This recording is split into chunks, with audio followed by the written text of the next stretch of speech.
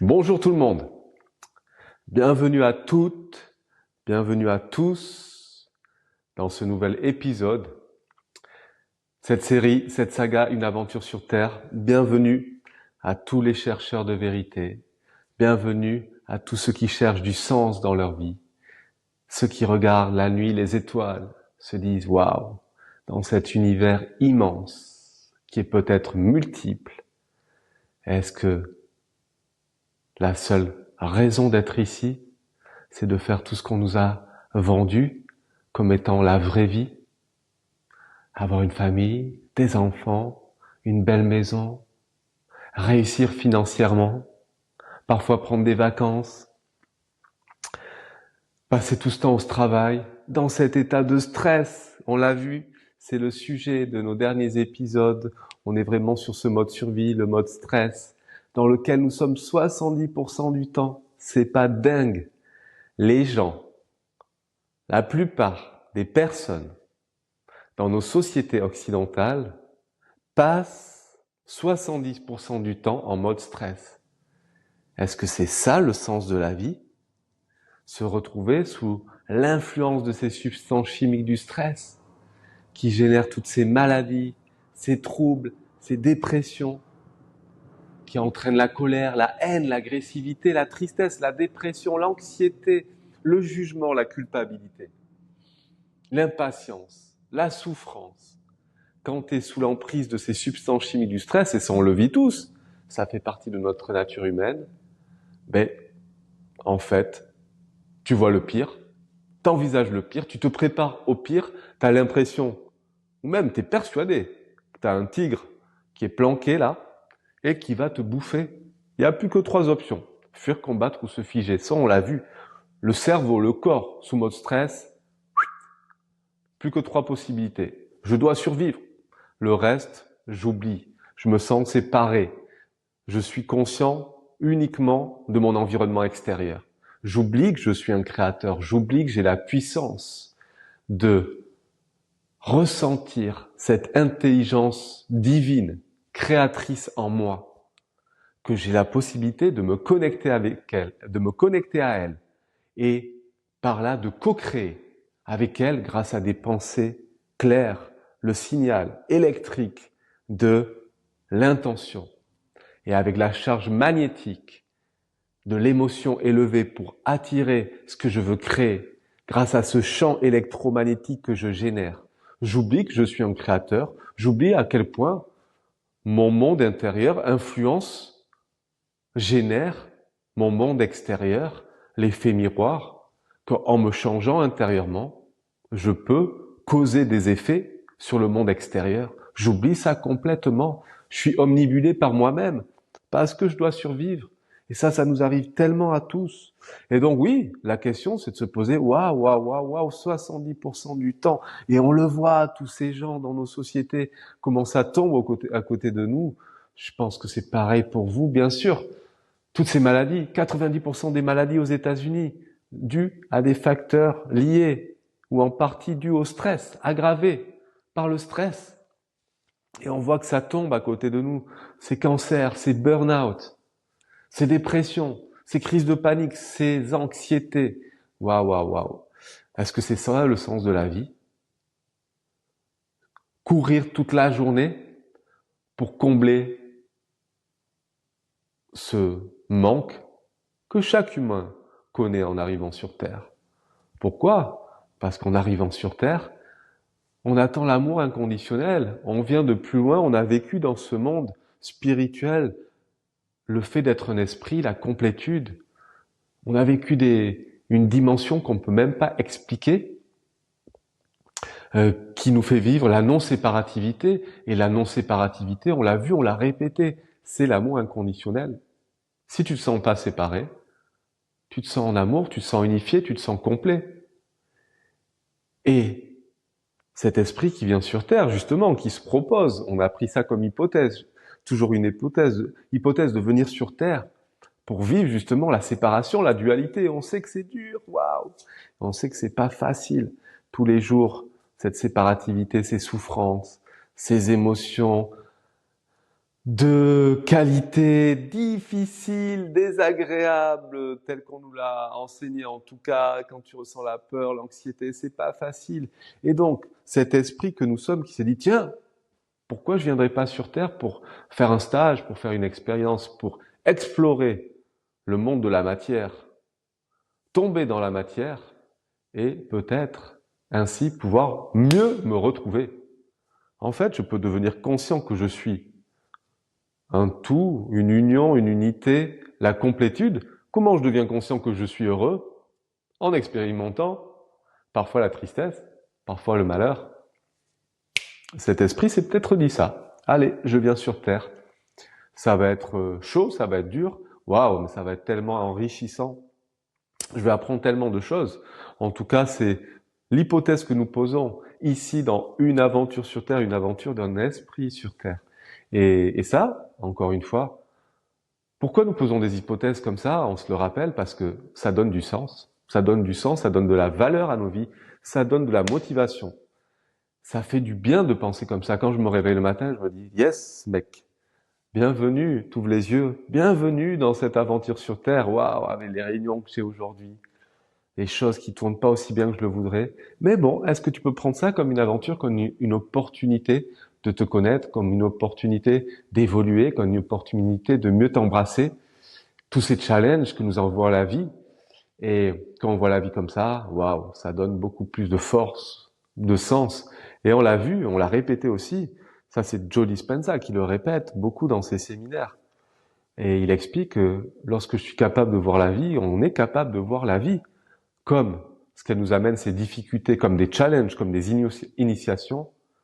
Si je suis capable de voir ça comme quelque chose qui peut me faire grandir, ça décuple mes forces. Au contraire, mon potentiel se met en place, se génère, je suis en contact avec mes meilleurs potentiels parce que je suis capable d'envisager beaucoup plus de possibilités que si je rentre dans le mode victime, dans le mode réactif et je m'enferme en me disant ouais, c'est injuste, pourquoi la plainte? Et ce qui nous arrive à tous parce qu'on est aussi venu expérimenter l'état de victime et de plainte, bien sûr.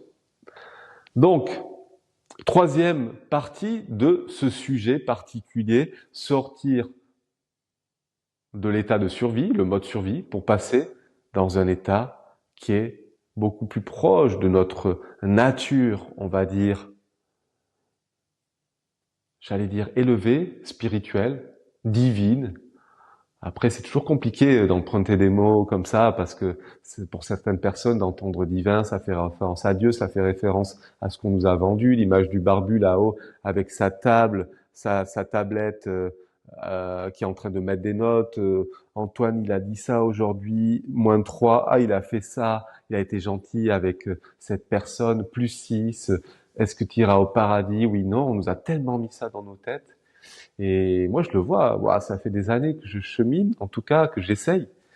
Et je vois en quel point encore cette emprise de ces conditionnements judéo-chrétiens, de ces notions de bien, de mal, et qui sont repris dans toutes les spiritualités, hein, le karma, tout ça, ça peut être vite récupéré par par la personnalité. Et au final, nous faire rentrer dans ce mode dualité, culpabilité, j'aurais pas dû dire ça, j'aurais pas dû faire ça. Et on s'enferme, en fait, dans ce mode survie, on se déconnecte de notre esprit, on se déconnecte du fait que dans le monde de l'esprit, dans le monde de la conscience, dans le monde de l'absolu, il n'y a pas de notion de bien, de mal. Tout est inclus, tout est là, tout est sous le même ciel. Ce ciel qui accueille tout ce soleil, qui illumine tout. L'aspect méchant, l'aspect gentil, l'aspect triste, l'aspect joyeux, l'aspect irresponsable, l'aspect égoïste, l'aspect généreux. Ce ne sont que des états d'être, et que peut-être nous sommes venus expérimenter sur Terre, sans jugement. Justement, sortir du jugement, sortir de cet ego qui nous dit « tu devrais pas faire ça, tu devrais pas être comme ça », et là tu te rejettes, tu rentres dans la culpabilité, poum, poum, tu te fouettes, tu t'envoies dans les flammes du bûcher, toi-même. Et, euh, et peut-être simplement embrasser tout ça. Ouais, état d'être, parfois je suis de mauvaise humeur, parfois je réponds, parfois je suis sur la défensive, parfois je suis réactif. Oui. Pourquoi? Parce que c'est ma manière de me protéger, de marquer, de poser mes limites. Pour l'instant, je sais que faire comme ça parce que j'ai la peur d'étouffer, la peur d'être envahi. Et y mettre de l'amour, y mettre de la compassion et savoir qu'aujourd'hui, c'est ma seule manière de fonctionner que j'ai appris de par mon éducation, de par du milieu où je viens. Et si je peux me le permettre de l'être, si je me donne le droit de l'être, et peut-être simplement en l'étant et en expliquant à mes interlocuteurs, tu vois, là, je suis de mauvaise humeur ou je suis réactif, c'est la seule manière que je connaisse de protéger mon territoire. Et j'ai la peur d'être envahi. Ça, c'est un exemple parmi tant d'autres. Voilà. Le prends pas personnellement. Et déjà, en s'exprimant comme ça, on accepte de mieux en mieux ces états d'être. Et comme le dit Lise Bourbeau, et ça je trouve extraordinaire, on ne peut devenir que ce que nous souhaitons, c'est-à-dire par exemple une personne généreuse, que si nous arrivons à accepter d'être le contraire de ce que nous souhaitons, que parfois je suis égoïste. Donc c'est comme une monnaie qui a deux phases. Le jour où j'accepte mon côté égoïste et que je me permets de l'être sans jugement, c'est là que je vais devenir naturellement généreux. Or, nous, on se force dans nos vies, on fonctionne d'une manière, et ça, je ferai un podcast sur ça, sur la dualité, sur embrasser ces états d'être. On se force. Faut que je sois généreux. Ah, généreux, je suis une bonne personne. Oh, j'ai été généreux aujourd'hui. Oh, je m'aime, je m'aime, je m'aime. Le lendemain, oh putain, j'ai été égoïste. Oh non, je me déteste, j'aurais pas dû. Il y a que en acceptant que parfois dans certaines situations, on peut être égoïste, par exemple, en se permettant de l'être, parce que égoïste, ça a des avantages. Égoïste, par exemple, ça me vient comme ça. Égoïste, mais je vais prendre soin de mes besoins. Quand je sais être égoïste de temps en temps, je sais aller faire une activité, prendre soin de moi pour me régénérer, et après, ça va me permettre d'être aligné à encore de meilleurs potentiels. Et donc, ça, c'est des avantages. Si je peux embrasser cet état égoïste, mais justement, je deviendrai beaucoup plus facilement et naturellement généreux. Et ça, on a tellement tendance à l'oublier. C'est une vérité qui est tellement folle que si je veux devenir quelque chose dans ma vie, une qualité, je dois me permettre, je peux me permettre d'embrasser et d'être la caractéristique contraire à cette qualité. Et ça, j'ai tellement appris grâce à Lise Bourbeau et à cette façon de voir les choses qui est très puissante. Et bon, et comme nous rappellent mes amis qui enseignent l'enseignement de Lise Bourbeau, dédicace à Martine notamment, une instructrice qui m'a beaucoup apporté, qui a pris la retraite, ma chère Martine, qui disait toujours « je suis une nonne de l'amour à ma petite Martinette euh, », et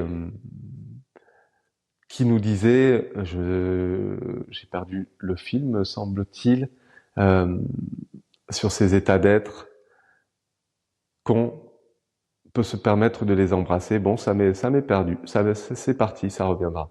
Et donc, oui, ces enseignements de Lise Bourbeau qui nous amènent à ça, à s'accepter tel qu'on est, à mieux s'embrasser. Et merci à tous ces instructeurs, ces instructrices qui m'ont tellement permis de changer ma façon de voir les choses.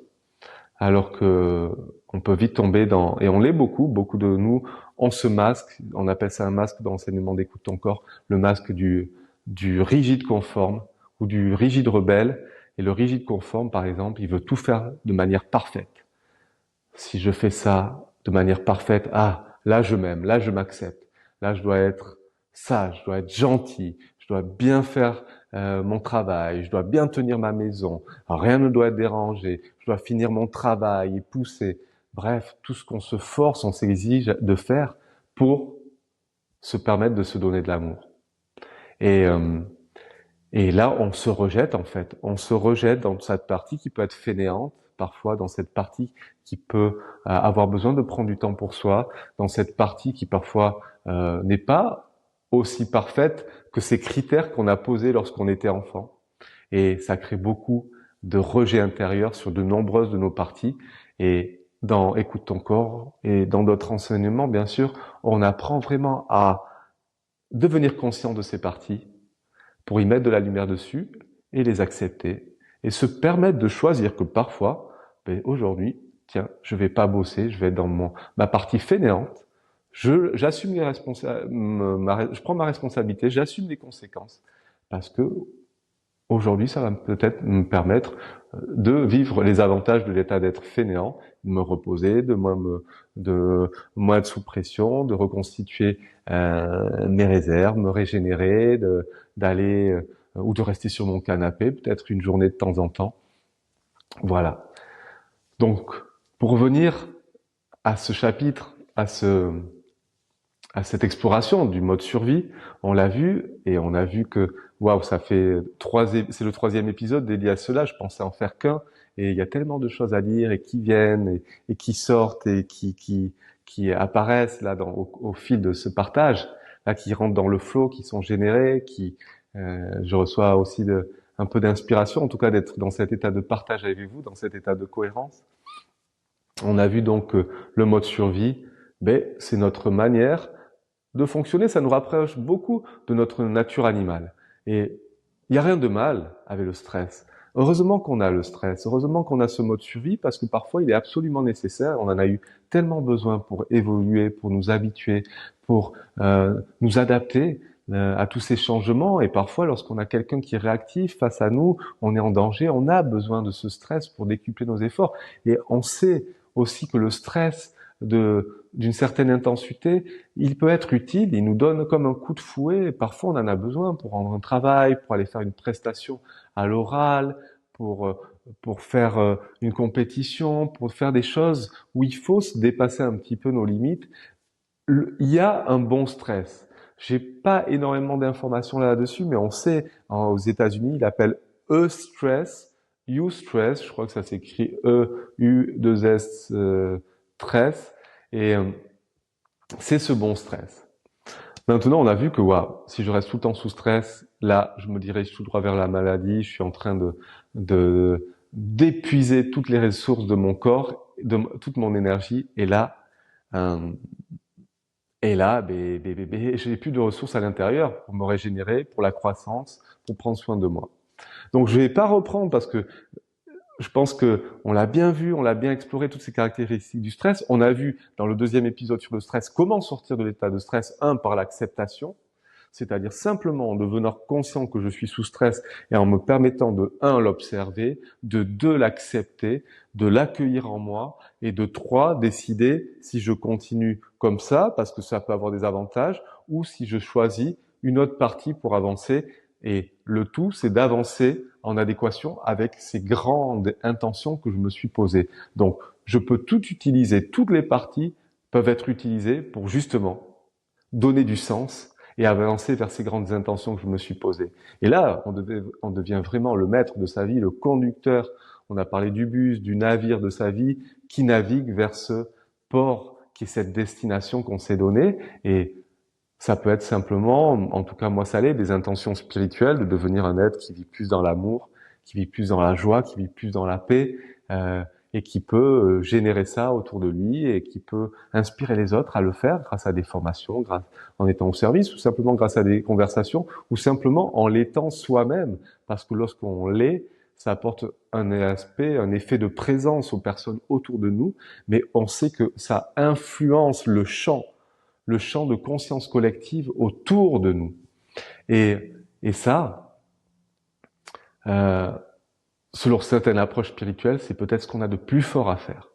D'être seul, d'être en groupe. Plus on est en groupe, plus on est dans cet état de cohérence, plus on peut expérimenter des moments de qualité, des méditations, même des repas, des moments de joie, d'amour, de respect, d'amitié. Plus on sait que ça, c'est une énergie cohérente, positive, euh, puissante. Une énergie, en tout cas, pour sortir des termes positifs, négatifs, mais une énergie de conscience, une énergie d'équilibre, d'harmonie, qui est générée dans le champ, dans l'inconscient collectif, et auquel d'autres personnes vont pouvoir avoir accès. Et ça, un de mes maîtres, ce grand maître dont je vous ai déjà parlé, Selim Aïssel, disait que, waouh, parfois, simplement en ayant envoyé cette énergie de conscience, cette énergie de paix, d'amour, dans le champ, ça peut arrêter la main d'un bourreau qui est en train de maltraiter un enfant, qui reçoit ou qui reçoit simplement une information, une énergie qui émane de ce champ et qui lui fait arrêter ce geste. Et on se rend pas compte, mais c'est très très puissant. On fera aussi des épisodes là-dessus, de voir à quel point la qualité d'individus réunis dans une même intention, dans un état de cohérence, on en a déjà parlé, influence l'environnement autour de nous, mais au-delà encore, et amène plus de paix, plus d'harmonie, moins de conflits, euh, moins d'incidents dans l'environnement autour de nous. Donc ça, c'était la première manière de sortir du stress, c'était par l'observation, l'acceptation. Embrasser ce qui est en moi, me laisser traverser par cet état d'être, me laisser traverser, me poser, me laisser traverser dans un état de présence par la tristesse, l'anxiété, la colère, le jugement, la souffrance.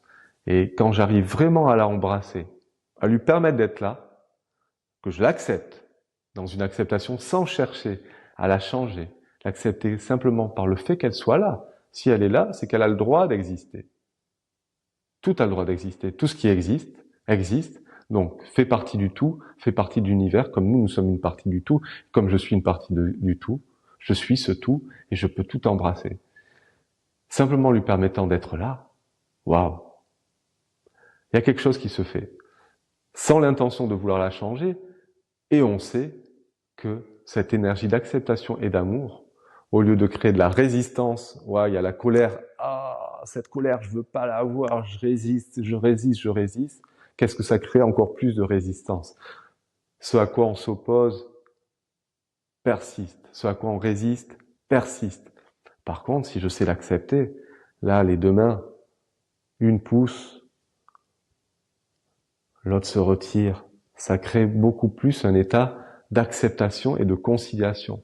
Et une des grandes qualités sur un chemin d'évolution, et ça aussi ce que j'ai appris de l'enseignement de Céline Maxel, c'était cette faculté de conciliation. Quand quelque chose arrive, moi je suis une force d'opposition, par exemple, j'ai mon intention d'être une personne heureuse, d'être une personne en paix, et quand je vois la colère, quand je vois la mauvaise humeur, quand je vois la réactivité, la tristesse, l'anxiété qui arrive, c'est pour moi, ça peut être pour moi, au lieu de m'y opposer, une possibilité d'inclure ça. Et lorsque je suis capable d'inclure, de la mettre dans mon champ, déjà de l'accepter comme c'est, rien que le fait de l'inclure, ça transforme. L'acceptation, l'amour transforme. Et ça me permet justement d'évoluer à un niveau encore plus élevé vers qui je veux être, à savoir cette personne qui est dans la paix. Et une personne dans la paix, c'est pas parce qu'elle est en paix, parce que tout va bien, ça c'est une illusion.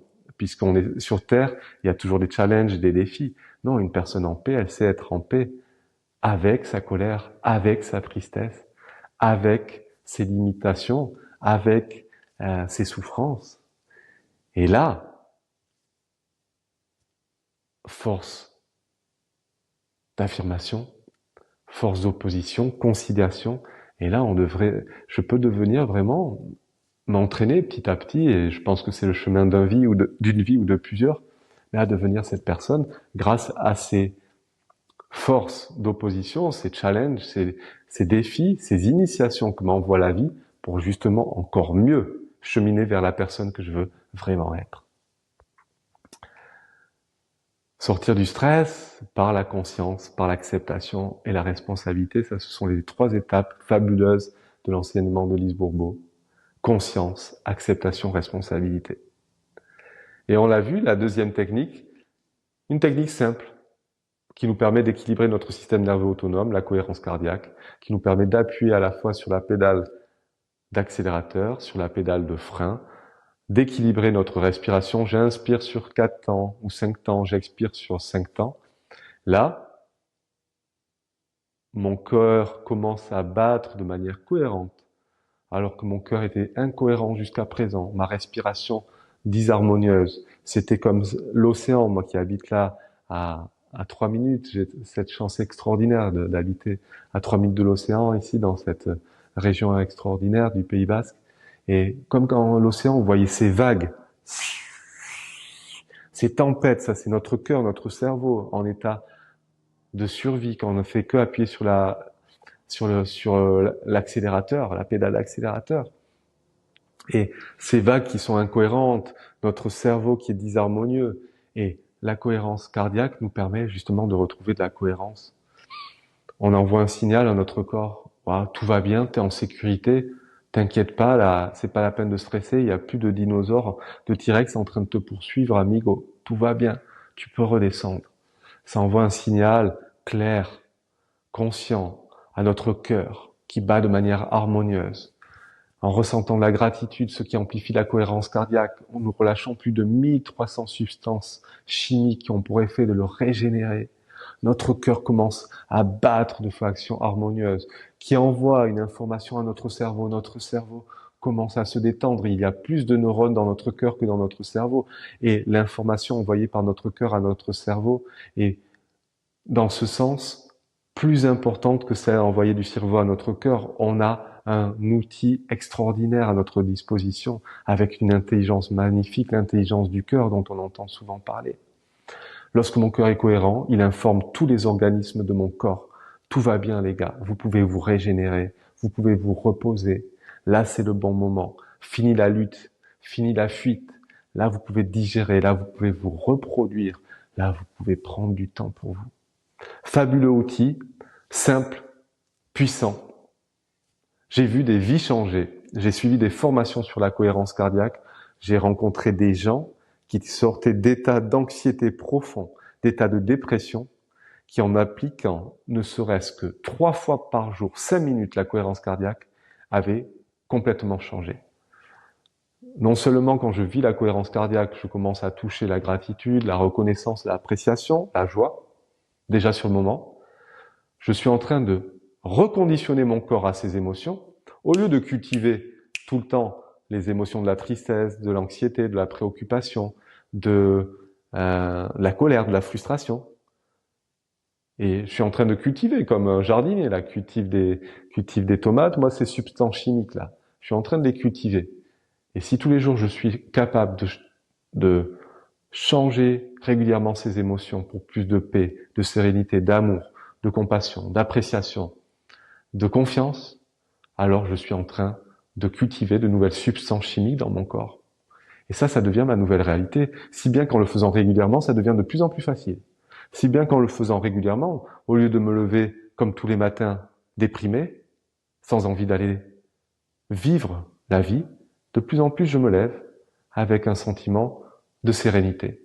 Ça demande simplement de l'entraînement. Si tous les soirs je m'endors et je m'endors dans cet état en me disant waouh, est-ce que je peux me rappeler de 3 moments pour lesquels je suis dans la gratitude avant de m'endormir? 3 choses très simples. 2 minutes. Est-ce que je peux me rappeler et ressentir cette émotion? Je m'endors dans cet état.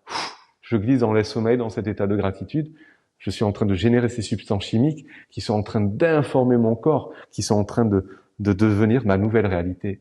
Et comme un sportif de haut niveau, comme je le dis à mes potes, moi je veux pas devenir un expert, un Ironman, un Ironmaner, un coureur d'Ironman, un coureur de triathlon. Si vous éclatez avec ça, les gars, je vous le laisse. Moi, je veux devenir un professionnel du bonheur, de l'épanouissement, de la tranquillité, de l'acceptation. C'est ça qui me fait rêver. Et ça demande, comme un sportif de haut niveau, un entraînement tous les jours. Et pour ça, on a des techniques comme la cohérence cardiaque, simples, puissantes, qui nous aident vraiment.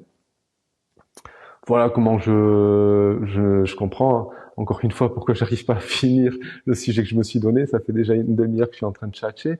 Eh bien, en tout cas, ça fait plaisir et c'est important pour moi d'échanger avec vous sur tous ces éléments qui sont tellement forts, qui sont tellement puissants et qui ont véritablement transformé ma vie. Partons sur le mode création, si vous êtes d'accord. Alors, c'est quoi ce mode création? Et déjà, vous vous rappelez, avant de passer au mode création, on arrive. Rappelez-vous que lorsque nous sommes sous stress, de toutes les possibilités qui existent, nous allons toujours choisir le pire des scénarios et nous préparer vraiment à ce que cela arrive. Pourquoi? Parce que c'est comme ça qu'on pense vraiment pouvoir survivre. Est-ce que vous êtes d'accord avec moi?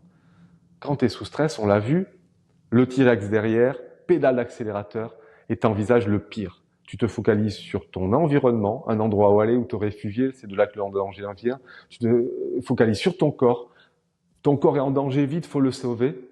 Tu te focalises sur le temps, vite, vite, vite, vite, faut faire cela au plus vite. La plupart des gens, sous stress, se focalisent donc sur le pire des scénarios. Et ils ne sont jamais dans le moment présent. Donc, lorsque nous sommes sous stress, nous envisageons les pires scénarios. Et la plupart des gens se préparent à un avenir basé sur la mémoire de leur expérience passée. C'est ça qui se passe sous stress. T'es jamais dans le moment présent. T'es toujours en train de prévoir le futur en te basant sur ce qui s'est passé dans le passé. Tu es en train de faire un copier de ton passé. Tu es en train de le coller dans ton présent. Ton futur devient une répétition de ton passé. Ton passé ressemble énormément ton futur ressemble énormément à ton passé. Et c'est comme ça que vivent la plupart des gens, surtout en mode stress, parce qu'en mode survie, on a peur. On a peur de la nouveauté, on a peur du changement, on a peur de quelque chose d'inconnu. Parce que sous stress, ces substances chimiques du stress nous amènent à tout contrôler, on veut tout contrôler. Parce que c'est comme ça qu'on pense pouvoir survivre.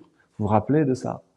Et donc la plupart des gens se préparent à un avenir basé sur la mémoire de leur expérience passée et vivent la même vie, préfèrent vivre une vie qui les rend misérables, une vie qui les rend malheureux, mais au moins qu'ils peuvent prédire, qu'ils peuvent contrôler, parce que c'est ça qui la rassure. Et la plupart des gens ne sont jamais dans le moment présent. Et le moment présent, c'est ce moment de création. Ils vivent dans le moment présent en se basant sur les mémoires du passé. Or, c'est dans ce moment présent, the generous moment present, comme dit Dr. Joe, le moment présent dans toute sa grandeur, sa générosité, que le changement existe et que la création existe. Donc, on va voir pour ça. Et tout d'abord, pour commencer le mode création, j'aimerais vous dire que nous sommes tous des créateurs en puissance. Nous avons tous des facultés de création extraordinaires. De manière innée, l'être humain a des capacités de création extraordinaires. C'est ce qui le relie à sa partie divine. Nous tous issus de cette énergie créatrice. Et comment ça fonctionne alors ? Comment devenir de plus en plus des créateurs conscients de ce qui nous fait vraiment plaisir, de ce qui est important pour nous, de la vie qu'on souhaite pour nous et nos proches? C'est une bonne question, ça. Comment on fait? Comment on fait? Et écoutez bien, lorsque nous décidons, j'ai bien dit décidons, lorsque nous choisissons, j'insiste, de sortir du mode survie qu'on vient d'étudier, sous stress, pour passer en mode création, dans cet état de créativité, d'être des créateurs puissants, quelque chose d'extraordinaire se produit. Caractéristique du mode création, on oublie complètement qui nous sommes, notre personnalité, notre identité. J'oublie, là, quand je suis dans un moment de création, j'oublie que je m'appelle Antoine, que j'ai une famille, mes parents, ce travail. Je perds notion de mon identité, de ma personnalité reliée à toutes ces personnes, ces choses et ces objets. Je perds la notion du corps. On oublie complètement notre corps. Le corps, qui peut être, on peut avoir différentes manières d'envisager le corps, mais là on va le dire, le corps qui peut être toute notre partie subconsciente, qui regroupe toutes nos habitudes et nos réactions émotionnelles. Et on oublie le temps. Donc lorsqu'on décide de sortir du mode stress pour passer en mode création, quelque chose d'extraordinaire se produit. On oublie notre identité, notre corps et le temps. Et lorsque nous sommes vraiment focalisés sur ce que nous sommes en train de faire, toute notre attention, lorsqu'on est vraiment concentré sur l'activité que nous sommes en train de mener, un changement se produit dans notre cerveau. Nous devenons tellement présents que alors notre cerveau, notre lobe frontal nous s'active et nous empêche d'être distraits par notre monde extérieur, l'environnement, le corps et le temps. Lorsque nous sommes en mode création, complètement focalisés sur une activité que nous aimons, qui nous régénère, qui nous fait du bien, on va voir toute une série d'activités tout à l'heure, on va échanger là-dessus. Ça peut être simplement une balade en forêt, au bord de l'océan, du jardinage, la marche, un exercice, regarder les étoiles, regarder le feu, simplement être posé ou simplement une activité qui nous fait du bien, comme la peinture, comme l'art, il y en a des dizaines, ou même une douche. Quand vous êtes vraiment concentré sur ce que vous êtes en train de faire, toute votre attention est focalisée. Là, qu'est-ce qui se passe? Vous oubliez tout votre monde extérieur, votre identité. Là, vous ne pensez plus aux problèmes, aux circonstances de votre vie. Là, vous n'êtes plus en train de vous inquiéter de ce que les autres disent, de ce que les autres pensent, vos collègues, votre famille, vos amis. Vous n'êtes plus en train de vous préoccuper, de vous soucier de votre mal au dos, de vos problèmes physiques. Vous n'êtes plus en train d'anticiper le futur en vous basant constamment sur le passé. Dans le moment présent, là, quand on est vraiment concentré, il n'y a même plus de mémoire du passé. On n'est même pas constamment en train d'essayer de prédire l'instant d'après comme on le fait continuellement dans notre vie. Qu'est-ce qui se passe aussi? On sort du mode survie et on arrête d'être complètement et seulement omnibulé par nous-mêmes. Et on commence à s'ouvrir aux autres, à la vie. Et au lieu de continuer à envisager toujours ces pires scénarios, on commence à envisager de nouvelles possibilités. Comme je vous le disais dans cet état, on se déconnecte de notre identité, de notre personnalité, des personnes, des objets, de l'espace, de notre corps. On se déconnecte du temps. On perd cette notion du temps, de l'espace. On est dans l'éternel moment présent, dans un moment de présence extraordinaire, dans l'ici et maintenant. Et lorsque nous sommes vraiment concentrés sur le moment présent, dans cette activité qui nous fait du bien, alors, dans cet acte de présence, dans ce moment, notre conscience peut s'unir avec la conscience du champ quantique. Et nous pouvons accéder à de plus grandes informations. Déjà, nous devenons beaucoup plus créatifs. Nous commençons à envisager beaucoup plus de possibilités. Et on se laisse inspirer. Et on peut avoir de fabuleuses idées qui viennent et qui peuvent nous inspirer. Rappelez-vous de cet exemple d'Einstein, qui disait, et qui était un être vraiment qui se laissait inspirer, qui posait des grandes questions à l'univers, sur la compréhension du fonctionnement, des fondements, des lois de l'univers.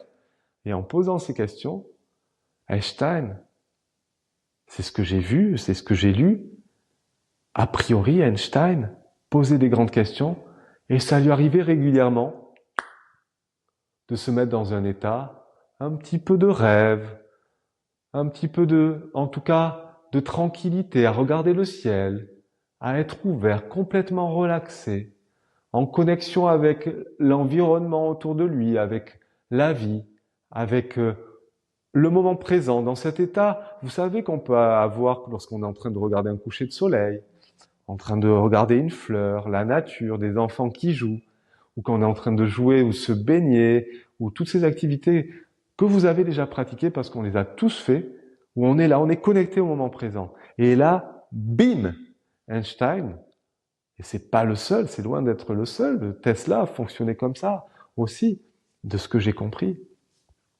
avait des intuitions, des informations qui le dépassaient, qui venaient même pas de lui, qu'il n'aurait même pas été capable d'envisager. Il se laissait inspirer dans ces moments.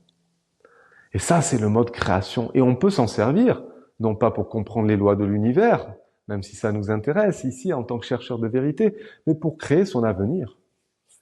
Et ces moments sont d'une grande profondeur parce qu'on arrive à se relier à ses meilleurs potentiels, à ses meilleures capacités. On arrive à envisager de nouvelles possibilités pour nous, notre vie, qu'on n'aurait jamais envisagées, surtout pas en mode stress, où là on est bloqué sur le pire. Et être en création ne signifie pas forcément que vous êtes en train de faire, de fabriquer quelque chose. Oui, vous pouvez être par exemple en train de faire de l'art, de la poterie, de jardiner. Mais c'est pas forcément en train d'être fabriquer quelque chose. C'est surtout être dans l'instant présent, dans l'ici et maintenant, d'être relaxé dans ce moment présent. Et c'est là que nous accédons à de nouvelles possibilités.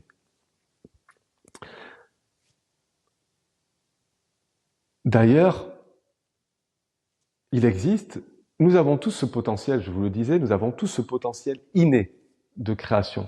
Et laissez-moi vous donner un exemple où je suis sûr, vous l'avez déjà expérimenté.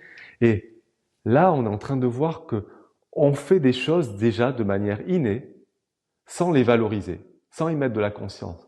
Ça veut dire que là, vous allez pouvoir, tiens, je sais que je suis conscient maintenant que ça, c'est des moments où je crée de la création. Je vais pouvoir justement mettre plus de moments comme ça en place dans ma vie pour créer ce futur que je veux vraiment, pour créer la vie qui me tient à cœur.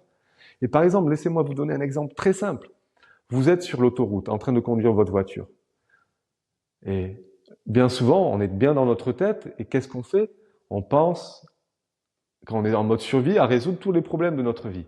Mais ça nous arrive aussi d'avoir des moments de belle création où on n'est pas en train de créer dans dans ce qui nous dessert à l'insu de notre plein gré, en train d'envisager les plus mauvais scénarios. Non, on peut expérimenter l'état de création. Et par exemple, lorsque vous êtes en train de penser à ce nouveau projet, que ce soit professionnel, que ce soit avec vos amis, ce nouveau voyage, tiens, vous êtes en train de penser aux vacances de vos rêves. Et là, vous êtes tellement dans le moment présent, vous êtes tellement bien, vous êtes en train de vous voir déjà, en train de danser sous la pleine lune, là, sous les îles, sous une eau magnifique, dans les Caraïbes. Vous pensez aux prochaines vacances de vos rêves, vous êtes avec vos amis, votre famille. C'est là, c'est un fabuleux moment. Vous êtes déjà en train d'anticiper ça. Vous êtes en train de mettre en place ce processus créatif. Vous êtes en train d'être tellement concentré sur le moment présent que vous nous oubliez votre environnement, la route, votre corps, le temps, si bien que parfois on loupe même parfois la sortie d'autoroute. Plus rien d'autre n'a d'importance. Là, vous êtes vraiment dans ce processus de création. Et qu'est-ce qui se passe? Pour vous donner plus de détails, ce qui se passe, c'est que notre monde intérieur devient plus réel que notre monde extérieur. On est en train de rentrer dans cette créativité intérieure. On va le voir plus en détail, mais on est dans les ondes bêta de basse fréquence, on oscille vers le alpha, qui sont les ondes de la créativité, de l'imagination, et on est en train de créer ce futur. On est en train de le vivre via des images, ces futures expériences, ces nouvelles décisions, ce projet qu'on va mettre en place, cette nouvelle entreprise qu'on peut créer, ce week-end avec la famille. T'es là, t'es motivé, ouais, on va faire ci, on va faire ça va être génial. T'es motivé, tu ressens déjà ces émotions élevées, exactement comme si tu y étais. Tout le contraire de ces émotions de basse fréquence. Et tu fais le même processus en envisageant la réunion qui te pose problème tous les lundis et tu es en train de ressentir la peur, la tristesse. Non, là, tu es en train de te ressentir « Ouah, je suis avec mes amis, on est au bord de la mer, on est dans cette prochaine réunion, c'est super. » Tu ressens déjà la joie, l'enthousiasme. Et tu es en train de ressentir ces émotions élevées. Et on l'a vu, ton corps, ton cerveau ne font pas la différence entre une expérience que nous vivons réellement, qui génère une émotion, et une expérience que nous imaginons, qui, elle, génère aussi une émotion. Là, votre cerveau, notre corps, notre cerveau, sont en train de vivre dans ce passé, sont en train de ne plus vivre dans ce passé, sont en train de vivre dans ce futur, sont déjà dans ce futur. Et là, nous sommes en train de ressentir ces émotions élevées. Et lorsque nous ressentons ces émotions élevées, ça, c'est un truc extraordinaire, quelque chose de super important à se rappeler. Lorsque nous sommes en train de ressentir ces émotions élevées, nous sommes beaucoup plus à même d'envisager des possibilités pour nous, pour votre vie, pour notre vie. Oui, rappelez-vous, ça, par exemple, quand je viens de finir un bel échange, une belle conférence, et vous, quand vous avez fait quelque chose qui vous rend vraiment heureux. Là, dans ces moments, vous êtes vraiment dans la capacité d'envisager beaucoup plus de potentiel pour vous, pour votre futur, que lorsque vous êtes sous stress. Quand vous êtes sous stress, on l'a vu. Là, tu es sous stress, Antoine. Mec, t'es en train de passer à tous tes problèmes, tu veux tout régler dans ta vie. Et c'est pas le moment de créer ton futur. Tu vas simplement envisager ton futur dans les pires des possibilités. Mec, je sais pas, fais quelque chose, fais-toi une médite, fais-toi de la cohérence cardiaque, pars te baigner, pars faire un tour, aère-toi, fais-toi du bien, régénère-toi, fais une activité qu'on va voir plus tard pour te recentrer, pour te faire du bien, changer ton mindset parce que le cerveau de survie, ça t'amènera pas loin.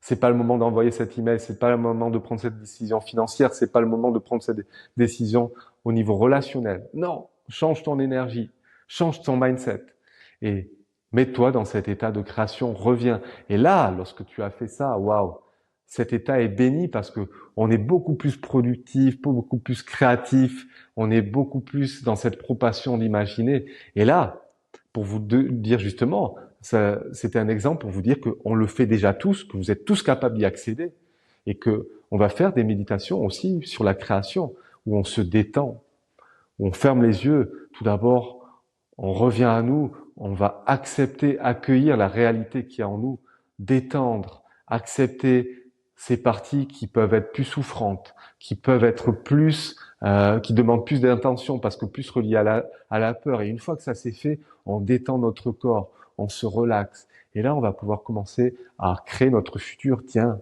choisis un projet qui te tient à cœur. Ok. Est-ce que tu peux le poser comme une intention? Et est-ce que, en te désidentifiant de ton corps, de l'espace, du temps, en devenant pure conscience, tu peux envoyer ce signal cohérent, cette intention de ce nouveau projet que tu veux créer dans ta vie, ressentir l'émotion qui va avec, et là, prends ton temps, fais comme si tu y étais déjà, comme si tu le vivais déjà, ressens ces émotions élevées, informe ton corps que c'est déjà créé en toi, et là, tu es vraiment en train d'enseigner à ton corps ce futur comme s'il était déjà créé. Et ça, c'est une formule qui existe, qui est déjà utilisée par tous les grands personnages, toutes les choses qui ont été créées par des grandes, on les appelle des personnes inspirantes, euh, ont utilisé ce processus, je vais y revenir, et que lorsque nous sommes en train de mettre en place ce processus, waouh, on sort de ces ondes bêta élevées qui sont les ondes du stress, on redescend en bêta moyen, en bêta de basse fréquence, jusqu'en alpha. L'alpha, c'est le monde intérieur, c'est le monde du rêve, de l'imagination. On oscille entre ces deux, et dans certaines méditations, on peut même descendre jusqu'en theta, et ça, nous allons l'expérimenter ensemble pour créer notre futur. Et lorsque nous sommes dans ces ondes alpha, qu'est-ce qui se passe? Ces compartiments de notre cerveau qui étaient complètement divisés, sclérosés, séparés, commencent à se synchroniser, commencent à s'harmoniser. Là, alors qu'il y avait de la séparation, comme cette tempête sur l'océan avec des éclairs qui s'allument à un endroit, je dois prévoir si, oh, ça aussi, il faut pas que j'oublie, tout s'informer de manière incohérente. Là, on voit que le lobe frontal avant se synchronise avec l'arrière du cerveau, l'hémisphère droit se synchronise avec l'hémisphère gauche. Tout devient dans l'unité, dans la cohérence. Là, ce sont des ondes qui nous permettent de ressentir un état vraiment de paix intérieure, d'équilibre, d'harmonie, de complétude. On se sent relaxé, euh, on est vraiment détaché de notre environnement extérieur. Et là, lorsque notre cerveau est cohérent, notre cœur aussi est cohérent, notre cœur s'ouvre, informe notre organisme. Tous les systèmes de notre organisme se régénèrent, connaissent la cohérence, battent au même rythme. C'est comme une mélodie sous la même impulsion d'un chef d'orchestre qui est notre cœur, qui informe toutes les parties de notre cœur de manière cohérente et notre cerveau aussi.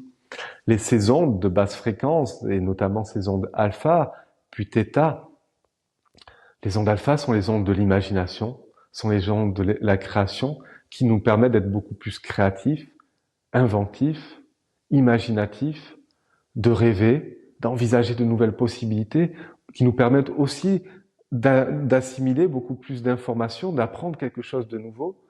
Et lorsque nous les vivons, nous sommes beaucoup plus communicatifs, beaucoup plus coopératifs, nous avons beaucoup plus envie de contribuer, nous sommes beaucoup plus ouverts, notre cœur s'ouvre, nous sommes beaucoup plus altruistes.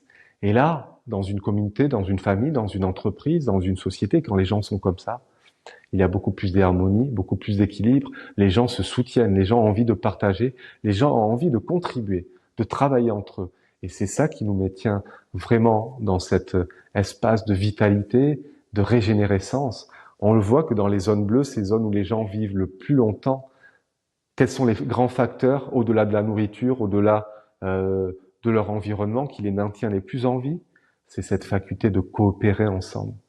C'est d'avoir des activités qui ont du sens et dans lesquelles ils se sentent en communauté, qui se soutiennent les uns les autres, qu'ils ont un rôle et qui peuvent apporter aux autres. C'est ce qui se passe pendant cet état de création.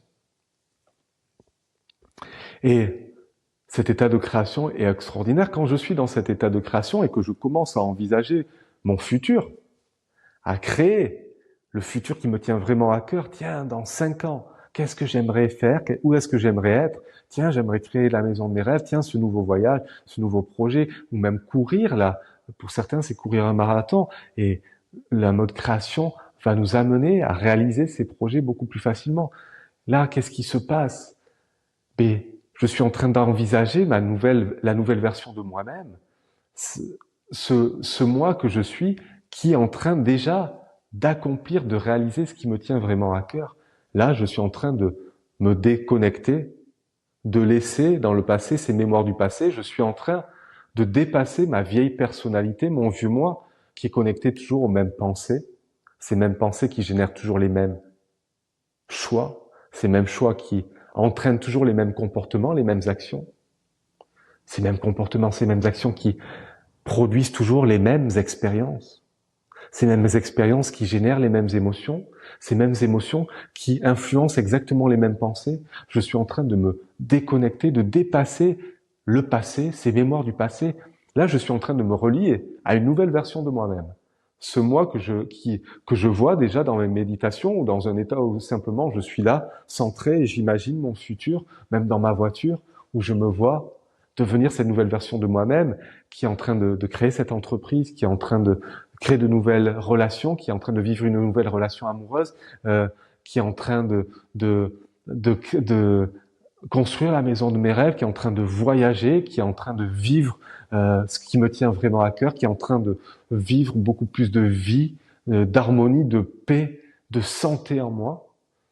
Quand je suis en train de me connecter à ça, je suis en train de dépasser ma vieille personnalité et de me relier à ma nouvelle personnalité et à des nouvelles pensées, à une nouvelle vision, et de nouvelles pensées génèrent toujours de nouveaux choix. Et de nouveaux choix vont me permettre d'adopter de nouveaux comportements, de nouvelles actions. Ces nouvelles actions vont me permettre de créer de nouvelles expériences. Ces nouvelles expériences vont me permettre de ressentir de nouvelles émotions. Et ces nouvelles émotions vont me permettre de penser, de renforcer cette nouvelle manière de penser en adéquation avec ce futur que je veux vraiment créer. C'est ça le processus créatif. Et quand je fais ça, je suis en train de me régénérer, car je ressens ces émotions élevées. Waouh! Quand je ressens la joie, la paix, la gratitude, la motivation, quand je sens l'appréciation, l'amour pour la vie, je suis en train de générer des substances chimiques, qui régénèrent mon corps, qui danse, qui donne de la vitalité, de la vie à tous les organismes. Mon corps rajeunit. Et c'est très puissant. C'est très puissant. Et je suis en train de réfléchir comment je vous amène ça. Ce que j'aimerais vous dire maintenant, c'est que nous avons tous, des activités que parfois nous avons mises de côté, que parfois nous continuons à pratiquer, peut-être pas de manière aussi consciente, qui nous permettent de nous faire du bien, qui nous permettent de nous recentrer, de nous rééquilibrer, de trouver plus de force, plus de vitalité, plus de joie, qui nous permettent d'accéder à nos meilleurs potentiels. Nous avons tous des activités dans notre vie qui nous passionnent et qui nous permettent d'accéder à ces états qui nous font du bien, qui nous permettent dans l'instant présent. Et là, maintenant, ce que j'aimerais partager avec vous, vous proposer, c'est justement à vous de faire la liste de ces activités qui vous font du bien. Quelques exemples.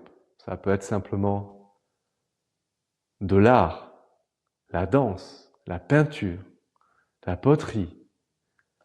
Ça peut être marcher dans la nature, regarder un coucher de soleil, faire un feu, jouer avec ses enfants.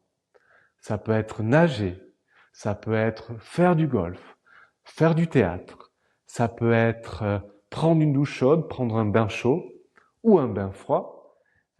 Ça peut être, qu'est-ce qu'il y a d'autre? Je parlais de danse, de yoga, de méditation.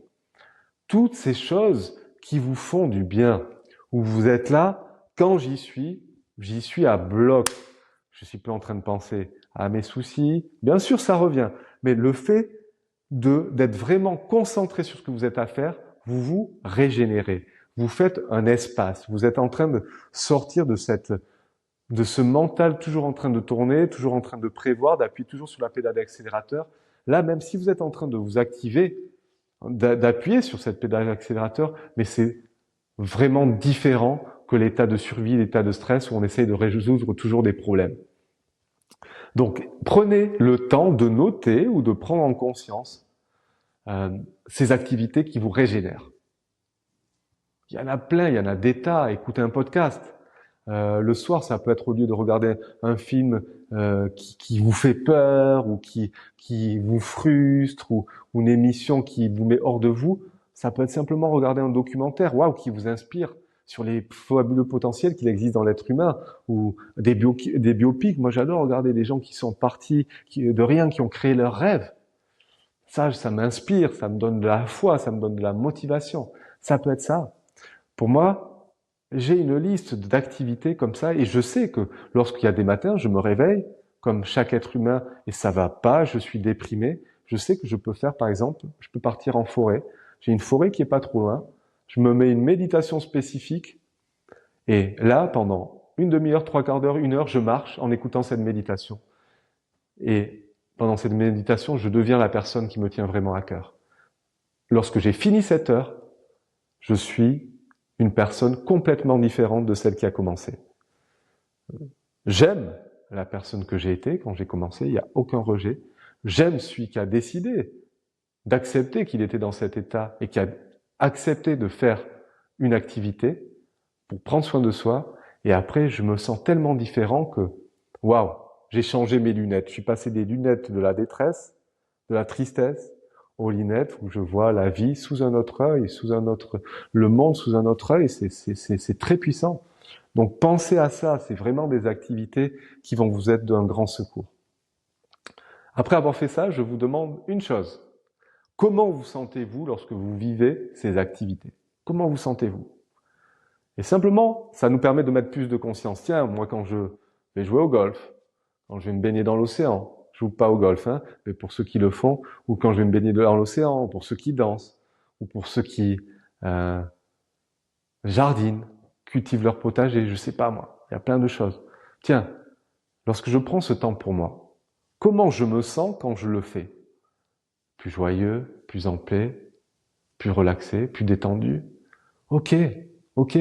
Donc là, je prends conscience que ça me fait vraiment du bien. Donc essayez de noter un peu ce que vous vivez, ces émotions, lorsque vous pratiquez ces activités. Et maintenant, troisième question,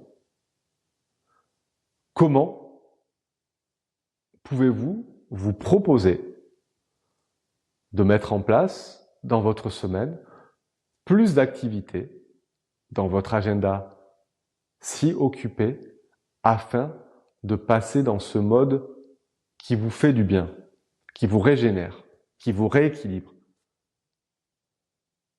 Comment pouvez-vous vous remettre au centre de votre vie?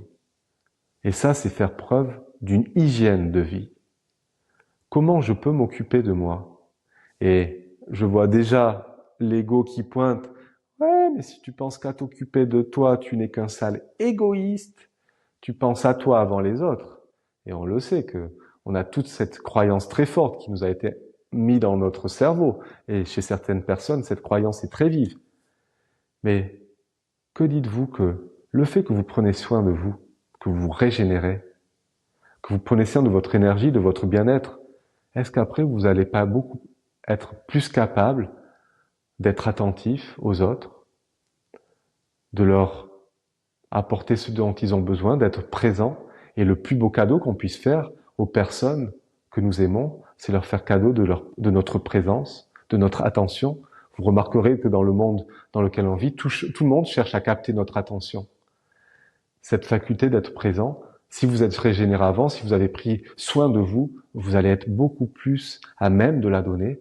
Et parfois, mieux vaut passer avec vos enfants un moment d'une qualité extraordinaire de 20 minutes ou avec cet ami, plutôt qu'une heure où vous êtes agacé.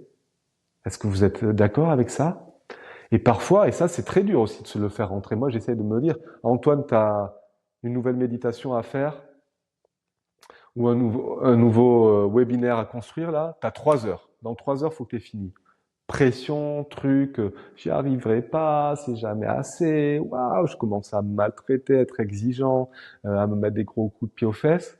Et je réalise que parfois, mieux vaut que j'ai 3 heures devant moi, je prenne une demi-heure pour aller me baigner, revenir, ou une demi-heure pour méditer. Les 2 heures et demie qui me restent, les 2 heures qui me restent, je vais être beaucoup plus créatif, beaucoup plus inspiré. Je vais envisager beaucoup plus de possibilités. Je vais commettre beaucoup moins d'erreurs. Donc, on croit que c'est du temps gagné en faisant la tâche tout de suite, mais au final, on va devoir reprendre des choses. Donc, on repère le temps après. Mieux je peux être dans cet état de relaxation, de tranquillité, plus j'arrive à envisager les choses autrement, à avoir de meilleures idées, à structurer le devoir, le travail que je suis en train de faire. Et ça, c'est super important aussi de sortir de cette croyance, 3 heures, j'y vais à fond. Prenez un peu de temps pour vous. Vous allez envisager les choses complètement différemment. Et je sais que c'est pas évident. Et souvent, on a cette voix dans notre tête, cette voix de l'ego, cette voix du stress, de l'anxiété qui nous dit vite, vite, vite, t'as plus que 3 heures, vas-y, dépêche-toi, on n'y arrivera jamais. Non, déjà 3 heures c'est chaud, tu prendras pas une demi-heure pour aller méditer. Non, non, ça c'est des conneries. Euh, et de savoir prendre cette voix et de dire ok mon pote, je t'ai compris, ok, je sais que tu veux mon bien, je sais que toi aussi tu veux qu'on finisse ce travail au plus vite. Ok, que dit une autre voix là? Que dit la voix de l'amour? Que dit la voix de la sérénité? Ouais, peut-être. Prends soin de toi là un petit moment, mon pote. Ok, ok, prends soin de toi. Et vous allez voir, après les résultats sont complètement différents. Donc, tout ça pour vous dire que on peut vraiment se remettre au centre de notre vie. Ça, pour moi, c'est une véritable hygiène. De mettre notre bien-être, de mettre notre équilibre au centre de notre vie, c'est une véritable hygiène de vie. Et ça nous permet de nous connecter à nos meilleurs potentiels. Ça nous permet justement de pouvoir exploiter ces fabuleux potentiels que nous avons en tous, en nous, et qui ne peuvent pas être utilisés lorsque nous sommes en mode survie, en mode stress. Lorsque vous prenez vraiment la décision de vous remettre au centre de votre vie, de mettre votre épanouissement de votre vie, vous allez développer beaucoup plus de potentiel, être beaucoup plus créatif, imaginer beaucoup plus de solutions. Et cela va avoir des effets extraordinaires sur la qualité de votre vie, sur celle de votre entourage, sur vos proches. Vous allez gagner en qualité, en présence. Et ça va avoir une influence extraordinaire sur beaucoup d'aspects de votre vie. Donc ça, c'était les activités qui nous permettent de nous recentrer, de nous régénérer. Et j'aimerais finir ce podcast, cet épisode, avec une autre formule, la formule de la création. Et ça aussi, c'est important pour moi de le partager parce que c'est ce qu'on va faire. Et j'en ai un peu parlé tout à l'heure lorsqu'on était en méditation et qu'on commence à envisager notre futur et qu'on commence à ressentir déjà les émotions de ce futur et qu'on crée cette nouvelle signature électromagnétique dans le champ quantique. Et le champ quantique répond à ce à quoi nous vibrons et vont être attirés à nous les personnes, les gens, les opportunités qui sont égales à cette signature électromagnétique. Et parfois, pour vibrer d'une signature cohérente, on va devoir dépasser beaucoup de croyances qui se présentent, ou des difficultés, ou des forces de négation qu'il va nous falloir inclure pour créer de la conciliation, parce que notre signature énergétique n'est pas assez raffinée, n'est pas assez précise, n'est pas assez puissante et n'est pas assez ordonnée pour attirer la réalité qui correspond. Ce que je voudrais vous dire, c'est que ce processus de création, de créativité, il existe une formule que tous les grands personnages qui ont marqué notre histoire ont utilisée. On parlait d'Einstein, mais on peut parler de Gandhi, on peut parler de Martin Luther King, on peut parler de Nelson Mandela, on peut parler de gens très simples, de gens aussi, certains grands entrepreneurs, au bon cœur, ou même peut-être d'autres. Mais en tout cas, c'est une formule qui fonctionne. Et même moi, j'aime penser à Tesla, on a dit Einstein, Marie Curie, Thomas Edison. Il faut savoir que toutes ces personnes qui ont créé des choses extraordinaires, qui pour certains ont changé le cours de notre histoire, ils avaient une vision de leur futur. Ils étaient tellement inspirés, tellement passionnés par cette vision de leur futur, qu'ils vivaient dans le moment présent, dans l'instant présent là, connectés au champ quantique, dans cette signature énergétique cohérente, exactement comme si leur réalité future était déjà créée. Ils étaient comme en avance de leur temps. Or, ce potentiel, cette réalité future, n'existait que comme un potentiel dans leur cerveau, dans leur mental. Ils ne l'avaient pas encore expérimenté. Bien sûr, ils ne pouvaient ni le voir, ni le sentir, ni le goûter, ni l'entendre, ni le toucher. Mais pour eux, c'était déjà réalisé dans leur monde intérieur. Et c'est avec cette force, cette conviction, que les choses, et parfois ces doutes, bien sûr, on sait que tous on traverse des doutes, ça fait partie de l'aventure humaine, mais le fait de se remémorer cette vision, c'est comme ça qu'ils ont pu la générer en s'y attachant, en se la rappelant, en la visualisant, en tout cas en la voyant, et pas que la visualisation, et en la ressentant aussi. Ça fait partie de la formule. Intention, charge électrique. Émotion, charge magnétique, qui crée une signature électromagnétique, qui nous relie au champ quantique et qui attire à nous ce qui correspond à cette signature. Donc, voici une question que je trouve extraordinaire, qui est posée par Joe Dispenza, avec qui j'ai pu vivre tellement d'expériences et qui m'a tellement appris. Et il pose cette question qui est très forte. Pouvez-vous croire à un futur que vous n'avez pas encore expérimenté avec vos 5 sens, mais auquel vous avez pensé suffisamment de fois que votre cerveau se trouve transformé exactement comme s'il avait déjà vécu l'expérience. Vous avez tellement pensé à ce futur, vous l'avez tellement visualisé, tellement vu, vous y avez tellement pensé, que votre cerveau, il a tous les réseaux neurologiques comme si l'expérience était déjà passée. Est-ce que c'est possible? Les dernières avancées dans le domaine des neurosciences ont démontré que oui, c'est tout à fait possible. Voici pour le cerveau. 2, pour le corps. Êtes-vous capable de ressentir tellement d'amour, de joie, de gratitude pour une expérience, un événement, un projet qui ne s'est pas encore prédit, qui ne s'est pas encore réalisé, un projet futur, que votre corps, qui est tellement objectif, votre corps ne fait pas la différence entre une expérience que vous vivez réellement, qui génère une émotion, et une expérience que vous imaginez, qui, elle, génère aussi une émotion.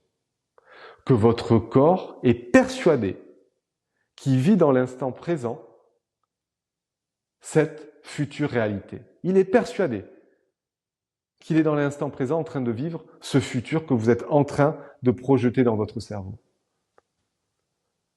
Et ça, c'est tout à fait possible.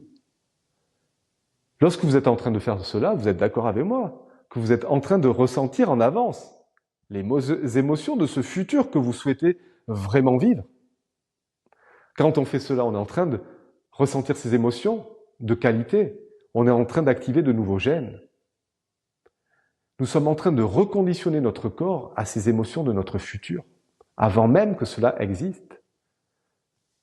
Et ça, on le fait de manière innée la plupart du temps. Quand nous sommes sous stress, en envisageant les pires scénarios, on fait exactement ça. Est-ce qu'on peut le faire pour ce futur qu'on veut vraiment créer? Oui, on peut le faire. Et lorsque nous faisons cela, notre cerveau et notre cœur, notre cerveau, notre corps, notre cœur ne sont plus définis par les mémoires du passé. Ils deviennent une carte vers ce futur que nous voulons créer. Nous sommes en avance sur notre temps. Et attention, attention, on n'est pas en train de délirer là, on n'est pas en train de déconner, on n'est pas en train de fumer la ganja, la moquette là. Il existe les preuves physiques dans votre cerveau, ces nouvelles connexions neuronales, les preuves dans votre corps, ces nouvelles émotions, cette nouvelle biochimie, exactement comme si nous avions déjà vécu l'expérience. Notre cerveau et notre corps sont transformés exactement comme si l'expérience était déjà réalisée, oui ou non. Et là, on l'a fait par l'effet de la seule pensée, par le pouvoir de la pensée. Toutes ces études qui ont été menées, que notre pensée, elle a un pouvoir extraordinaire. Maintenant, qu'est-ce qu'il nous dit, Joe? Il nous dit, relaxez-vous, détendez-vous, car comme c'est déjà créé dans votre monde intérieur, l'expérience va vous trouver. L'expérience va venir à vous. Vous allez attirer ça, naturellement. C'est la loi du champ quantique.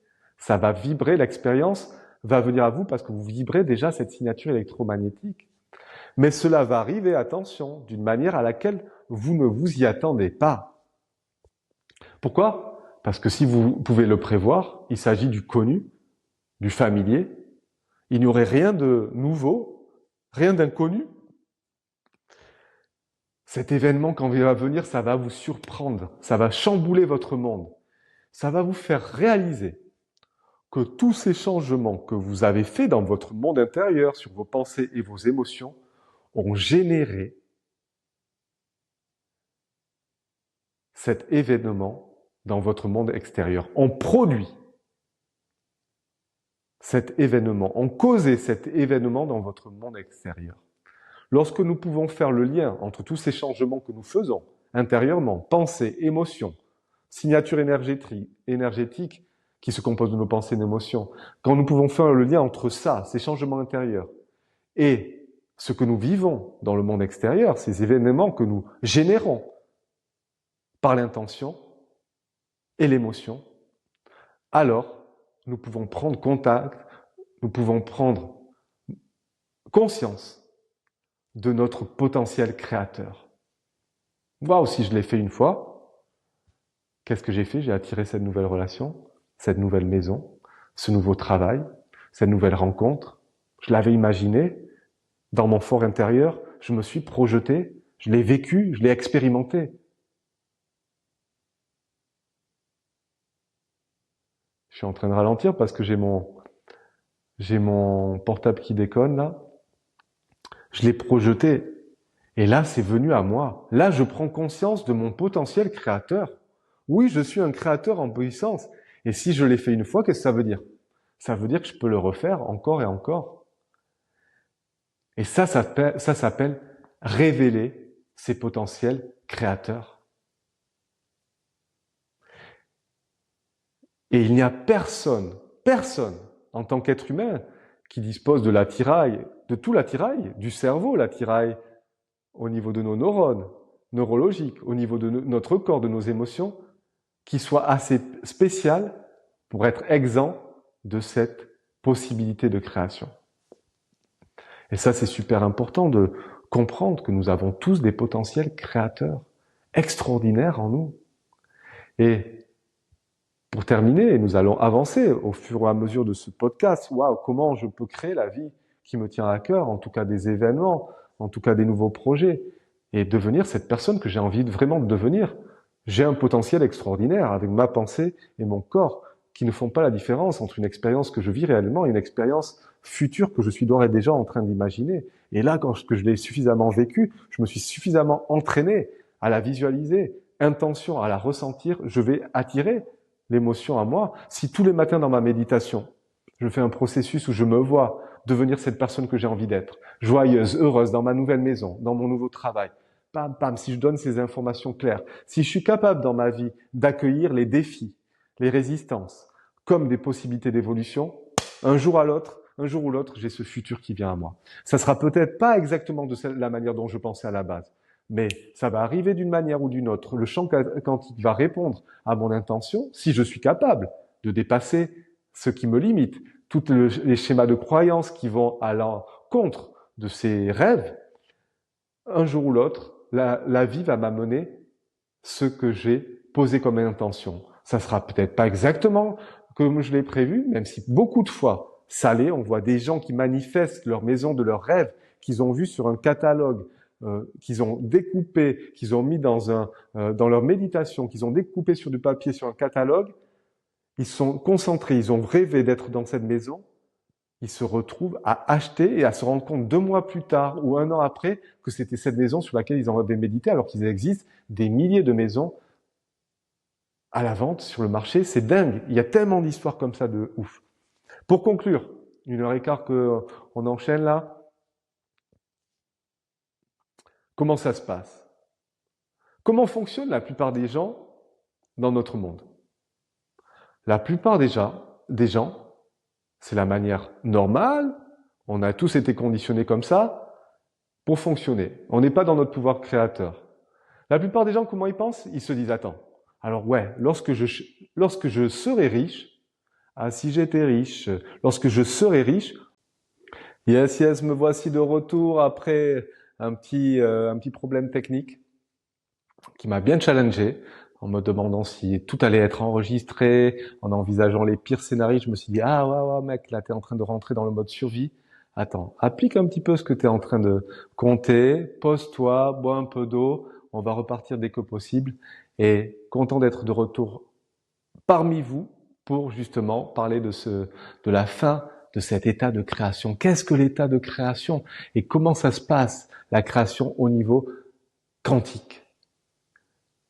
En adéquation, en co-création avec le champ. Comment faire?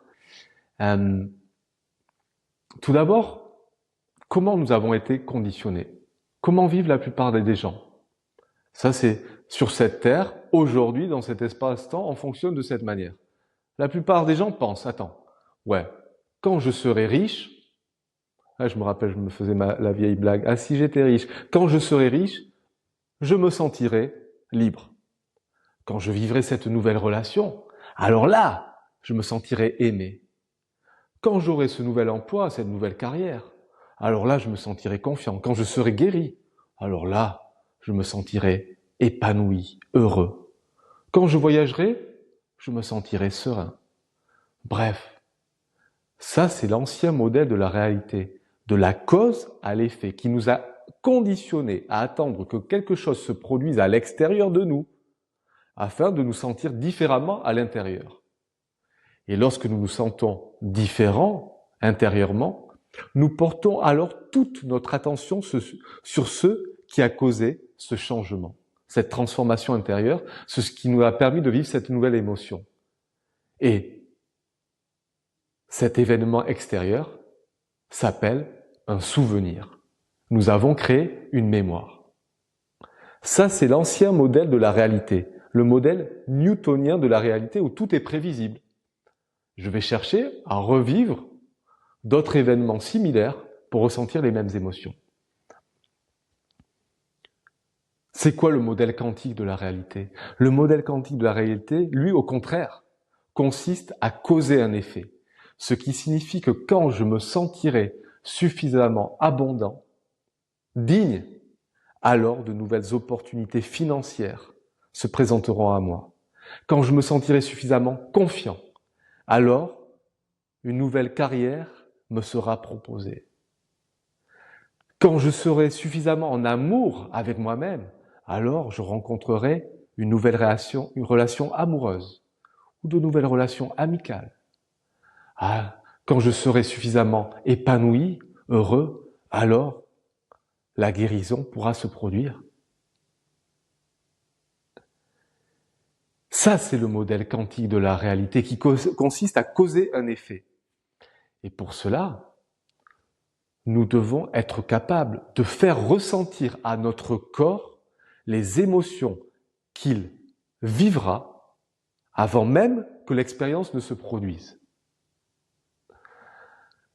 Et ça, comme le dit Dr. Joe, lorsque nous sommes capables de ressentir ces émotions élevées, de gratitude, d'épanouissement, d'appréciation, c'est comme si nous envoyions des énormes pierres dans un lac.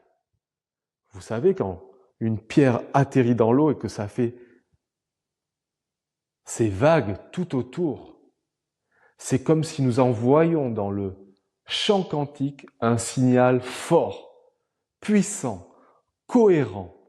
Plus tu es capable de ressentir cette émotion de ton futur avant même qu'il ne soit créé, je visualise la maison de mes rêves et je me vois dedans, je me vois avec mes amis, être heureux, dans la gratitude, reconnaissant, passer de fabuleux moments, je ressens ça, c'est exactement comme si j'envoyais une énorme pierre, bim, à partir de mon cœur, qui crée des vagues, qui informent le champ autour de moi.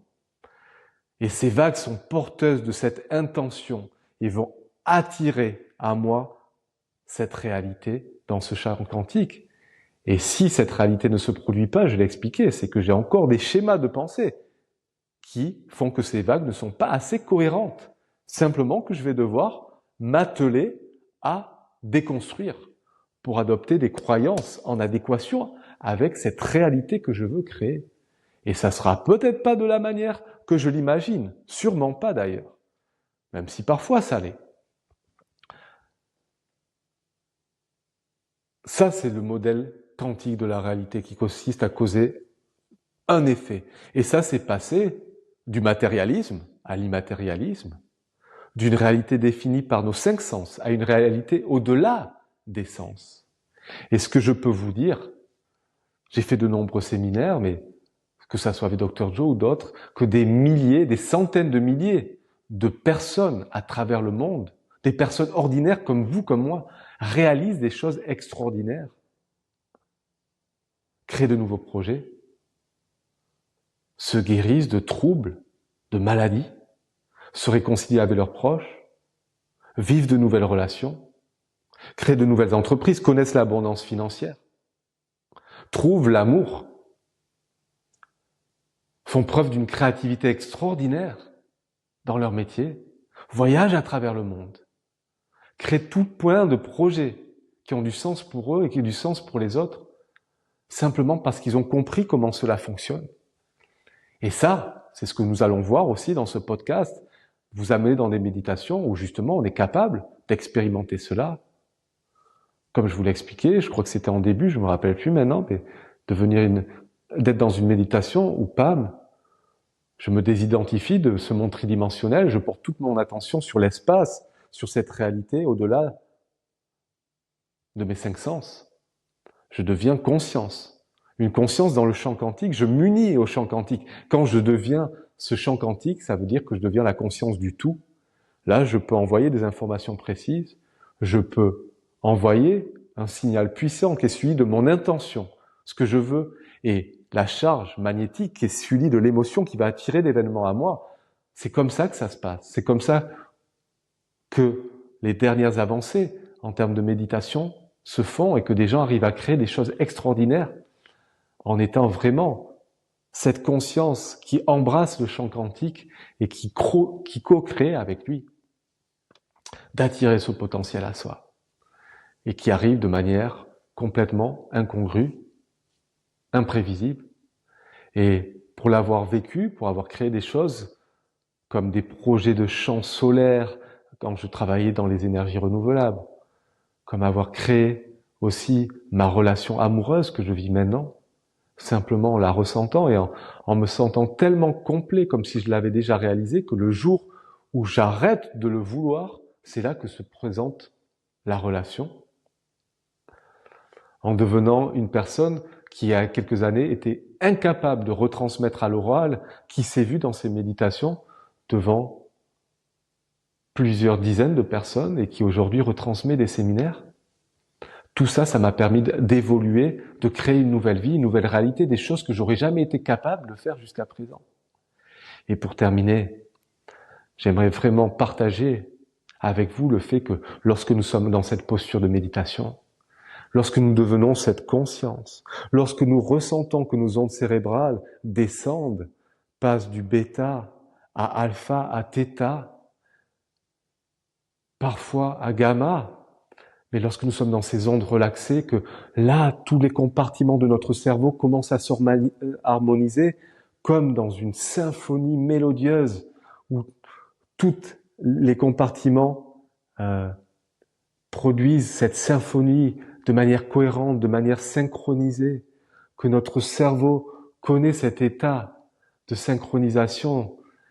Là, on vit des émotions d'une qualité extraordinaire, on se sent complet, on sent que notre cœur s'ouvre, on ressent la complétude, on ressent le bien-être, on ressent la relaxation et on a maintenant accès à cette intelligence qui nous dépasse, cette intelligence multiverselle, cette intelligence créatrice, on la ressent, on sent qu'on est relié à quelque chose de plus grand.